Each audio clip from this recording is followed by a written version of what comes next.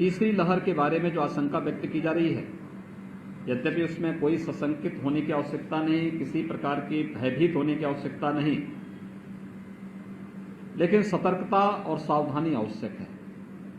क्योंकि जिस समय तीसरी लहर के बारे में आशंका व्यक्त की जा रही है, वह समय तमाम प्रकार की उन विषाणुजनित बीमारियों की प्रति भी अत्यंत संवेदनशील समय होता है, जब मलेरिया है, डेंगू, कालाजार, चिकनगुनिया, इंसेफ्लाइटिस, तमाम प्रकार की बीमारियां आती हैं और ये सभी क्षेत्र उसके प्रति कहीं न कहीं संवेदनशील रहते हैं। राज्य सरकार ने अभी से इसकी तैयारी प्रारंभ कर दी है। स्वच्छता, सैनिटाइजेशन, फॉगिंग, शुद्ध पेयजल की आपूर्ति की कार्रवाई हो या फिर अभिभावक स्पेशल बूथ के माध्यम से हर जनपद में अभिभावकों को 12 वर्ष से छोटी उम्र के जितने भी बच्चे हैं उनके अभिभावकों को प्राथमिकता के आधार पर वैक्सीन उपलब्ध करवाना और वैक्सीन से उन्हें कोरोना का सुरक्षा कवच उपलब्ध कराना, यह कार्य भी प्रदेश के अंदर युद्ध स्तर पर चल रहा है और हम लोगों ने इसके अभिभावक स्पेशल बूथ हर एक जनपद में स्थापित किए हैं। बलिया जनपद में भी सफलतापूर्वक आगे बढ़ रहा है। पीडियाट्रिक आईसीयू के निर्माण की कार्रवाई भी हमारी हर जनपद में प्रारंभ हुई है। जहां मेडिकल कॉलेजेज हैं, मेडिकल कॉलेजेज में 100 बेड्स के हमारे पीआईसीयू बन रहे हैं। डिस्ट्रिक्ट हॉस्पिटल में 25 से 30 बेड्स के हम लोगों ने पीको के निर्माण की कार्रवाई की है। कुछ सीएससीज को भी हम इसके साथ जोड़ रहे हैं, जहां मिनी पीको के निर्माण की कार्रवाई युद्ध स्तर पर चल रही है। और भी इसके लिए जो भी सावधानी होगी उन सबको करने के साथ ही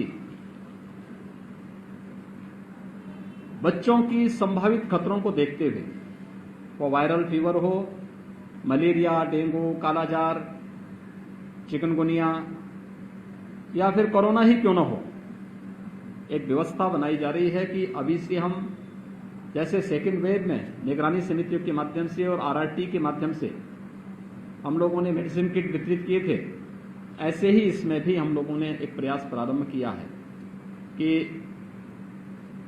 26 जून के बाद व्यापक पैमाने पर निगरानी समितियां जनप्रतिनिधियों के मार्गदर्शन में हर विधानसभा क्षेत्र में विशेष अभियान प्रारंभ करेंगे और इसे पर्याप्त मात्रा में दवा हर एक जनपद में भेजी गई। इसमें 4 हमने श्रेणियां तय की हैं: 0 से 1 वर्ष की उम्र, 1 से 5 वर्ष का उम्र, 5 से 12 वर्ष की उम्र के बच्चे और 12 से लेकर के 18 वर्ष के युवाओं को भी इसके साथ जोड़ा है। 4 प्रकार के पैकेट हर एक जनपद में पर्याप्त मात्रा में भेजे जा रहे हैं। हमारी निगरानी समितियां डोर टू डोर सर्वे करके इस आयु वर्ग के जो भी बच्चे कहीं भी कोई लक्षण दिखाई देगा, फीवर है, सर्दी जुकाम है, उन्हें मेडिसिन किट उपलब्ध कराएंगे और अगले 24 घंटे के अंदर उनका फिर आरआरटी के माध्यम से टेस्ट करवाने की व्यवस्था। ये 4 प्रकार के कार्यक्रम हम लोगों ने अभी से अपना प्रारंभ कर रहे हैं। वैक्सीनेशन का कार्यक्रम सफलतापूर्वक चल रहा है। वैक्सीनेशन के कार्यक्रम में पूरे प्रदेश में अब तक हम लोग 2,46,00,000 से अधिक लोगों को वैक्सीन उपलब्ध करा चुके हैं। 18 से 44 वर्ष की आयु वर्ग के 53 लाख से अधिक लोगों ने अभी तक उत्तर प्रदेश में वैक्सीन लिया है और बलिया जनपद में भी 2,64,000 से अधिक लोगों ने वैक्सीन लिया है। वैक्सीन की प्रक्रिया को तेज करने की कार्रवाई हो रही है और 21 जून से भारत सरकार ने 18 साल से 44 वर्ष की उम्र के लोगों को भी, 45 वर्ष से ऊपर के लोगों को पहले से ही फ्री में वैक्सीन भारत सरकार दे रही थी। लेकिन हम लोगों ने एक प्रयास प्रारंभ किया है। भारत सरकार ने 18 से 44 राज्यों के ऊपर सौंपा था। राज्य ने 1 मई से अपने यहाँ वैक्सीनेशन प्रारंभ भी कर दिया था। लेकिन अब वैक्सीन की पर्याप्त मात्रा में उपलब्धता और ये फ्री में वैक्सीन भारत सरकार देगी, इसलिए वैक्सीनेशन की गति को और तेज बनाने की कार्रवाई। अभी हम 4 लाख वैक्सीन प्रतिदिन दे रहे हैं। 21 जून के बाद हम इसे 6 लाख प्रतिदिन करने की ओर बढ़ रहे हैं और जुलाई प्रथम सप्ताह में हमारा प्रयास है कि प्रथम सप्ताह से ही हम लोग 10 से 12 लाख वैक्सीन प्रतिदिन प्रदेश के अंदर उपलब्ध करवाने का कार्य करेंगे। मुझे प्रसन्नता है कि बलिया ने वैक्सीनेशन के इस कार्यक्रम में वेस्टेज को न्यूनतम रखने का प्रयास किया है और मुझे लगता है इसको और भी अच्छे ढंग से आगे बढ़ाया जा सकता है। सेकेंड वेव में एक जो समस्या हमारे सामने आई थी वह थी ऑक्सीजन की आपूर्ति को लेकर के। भारत सरकार के सहयोग से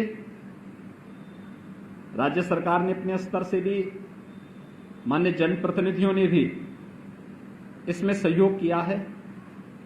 बलिया के अंदर एक ऑक्सीजन प्लांट बनकर के तैयार हो चुका है और चालू भी हो चुका है। 6 नए प्रस्तावित हैं। प्रदेश के अंदर वर्तमान में हम 431 ऑक्सीजन प्लांट या तो निर्मित कर रहे हैं, 100 ऑक्सीजन प्लांट हमारे स्थापित हो चुके हैं, शेष प्रस्तावित हैं और उस पर तेजी के साथ कार्य आगे बढ़ेंगे। उत्तर प्रदेश देश के अंदर सर्वाधिक टेस्ट करने वाला राज्य है। टेस्ट, ट्रीट एंड ट्रैक के इस माध्यम से हम लोगों ने मजबूती के साथ इस कार्यक्रम को आगे बढ़ाने का कार्य किया है। तो टेस्ट एंड ट्रीट के इस मंत्र ने कोरोना को नियंत्रित करने में काफी सफलता प्रदेश को दी है और इसको हम निरंतरता प्रदान करेंगे। आपके माध्यम से मेरी अपील होगी जनता जनार्दन से कि वो टेस्ट करने से न भागें।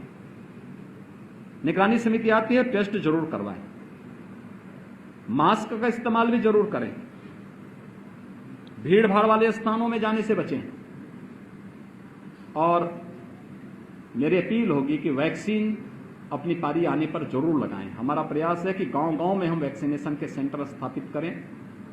गांव के पंचायत भवन में, गांव के विद्यालय में, अगर पंचायत भवन में ही कॉमन सर्विस सेंटर चल रहा है तो ये बहुत अच्छी बात है, लेकिन हम गांव-गांव तक पहुंचने का कार्य अगले महीने से प्रारंभ करने जा रहे हैं। तो वैक्सीन अपनी पारी आने पर जरूर लगाएं। हम सब आभारी हैं प्रधानमंत्री मोदी जी के, जिनके प्रयास से कोरोना को देश के यानी दुनिया के अंदर पॉजिटिविटी रेट में अगर आप देखेंगे भारत का रिजल्ट बेहतर है और मृत्यु दर को भी देखेंगे तो दुनिया के तमाम विकसित देशों की तुलना में भारत ने काफी हद तक इसको नियंत्रित करने में सफलता प्राप्त की है। लेकिन इस दौरान जनता के लिए, गरीबों के लिए, आम नागरिकों के लिए भी जो योजनाएं घोषित की हैं, प्रधानमंत्री गरीब कल्याण पैकेज के अंतर्गत अन्न योजना वितरित करने की व्यवस्था, मई से लेकर के दीपावली तक प्रत्येक जरूरतमंद व्यक्ति को खाद्यान्न की व्यवस्था, पर्याप्त मात्रा में खाद्यान्न व्यवस्था ये प्रारंभ हो चुका है। पर यूनिट 5 किलो चावल या गेहूं हर जरूरतमंद व्यक्ति को, राशन कार्ड धारक को भारत सरकार निःशुल्क उपलब्ध करा रही है।